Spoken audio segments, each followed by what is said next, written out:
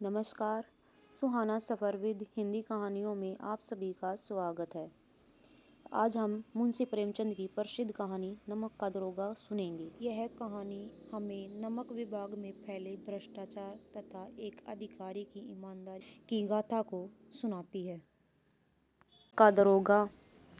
जब नमक का नया विभाग बना और ईश्वर प्रदत्त वस्तु के व्यवहार करने का निषेध हो गया तो लोग चोरी छिपे इसका व्यापार करने लगे। अनेक प्रकार के छल प्रचंगों का सूत्रपात हुआ। कोई घूस से काम निकालता था, कोई चालाकी से। अधिकारियों के पोबारा थे। पटवारगिरी का सम्मानित पद छोड़कर लोग इस विभाग की बरकंदाजी करते थे।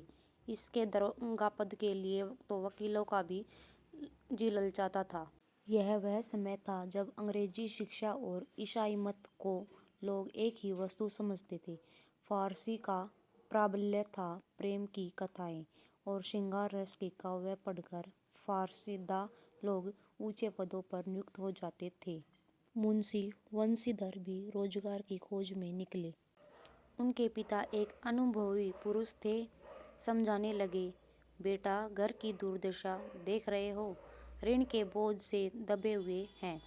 लड़कियां हैं, वह घास फूस की तरह बढ़ती चली जाती हैं। मैं कागारे पर का वृक्ष हो रहा हूँ, न मालूम कब गिर पड़ूं। अब तुम ही घर के मालिक मुख्तार हो। नौकरी में ओहदे की ओर ध्यान मत देना, यह तो पीर का मजार है। निगाहें चढ़ावे और चादर पर रखनी चाहिए। ऐसा काम ढूंढना जहाँ कुछ ऊपरी आय हो। मासिक वेतन तो पूर्णिमासी का चांद है, जो एक दिन दिखाई देता है और घटते घटते लुप्त हो जाता है। ऊपरी आय बहता हुआ स्रोत है, जिसे सदैव प्यास बुझती है। वेतन मनुष्य देता है, इसी से उसमें वृद्धि नहीं होती।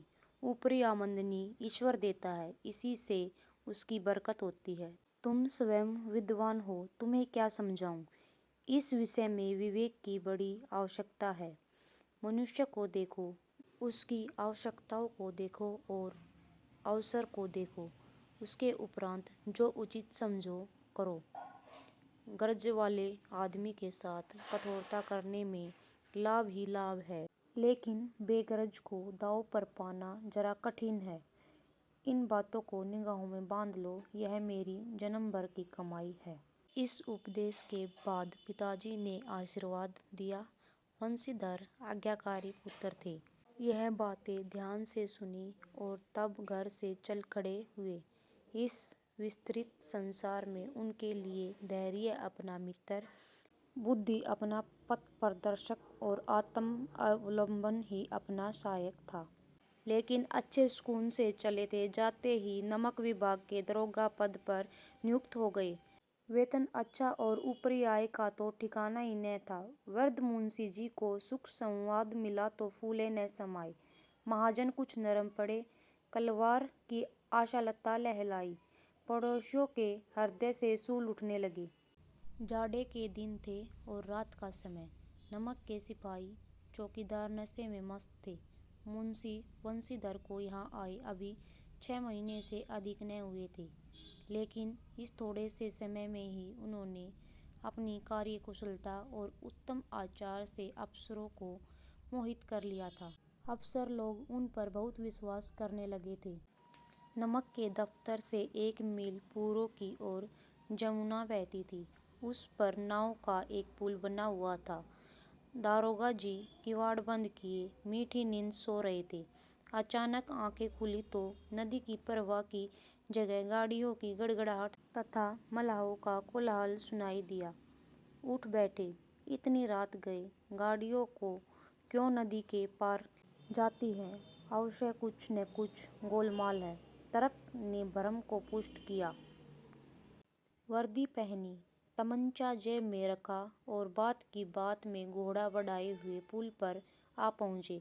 गाड़ियों की एक लंबी कतार पुल के पार जाती देखी। डांट कर पूछा, किसकी गाड़ियां हैं। थोड़ी देर तक सन्नाटा रहा।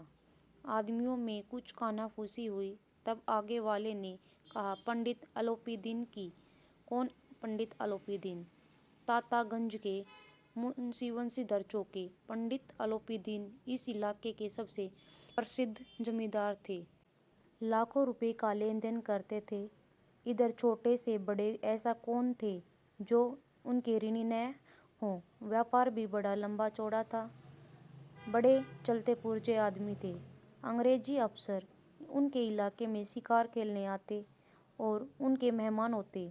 बारहों माह सदाव्रत चलता। मुंशी ने पूछा, गाड़ियाँ कहाँ जाती हैं? उत्तर मिला, कानपुर। लेकिन इस प्रश्न पर किसी इनमें क्या है? सन्नाटा छा गया। दारोगा साहब का संदेह और भी बढ़ा। कुछ देर तक उत्तर की बाट देखकर वह जोर से बोले, क्या तुम सब गूंगे हो गए हो? हमें पूछा है, इनमें क्या लदा है? जब इस बार भी कोई उत्तर न मिला तो उन्होंने घोड़े को एक गाड़ी से मिलाकर बोरे को टटोला। भरम दूर हो गया। यह नमक के डले थे। पंडित आलोपी अपने सजीले रथ पर सवार, कुछ सोते कुछ जागते चले आते। अचानक कई गाड़ीवानों ने घबराए हुए आकर जगाया और बोले, महाराज, दारोगा ने गाड़ियों को रोक दिया है और घाट पर खड़े आपको बुलाते हैं।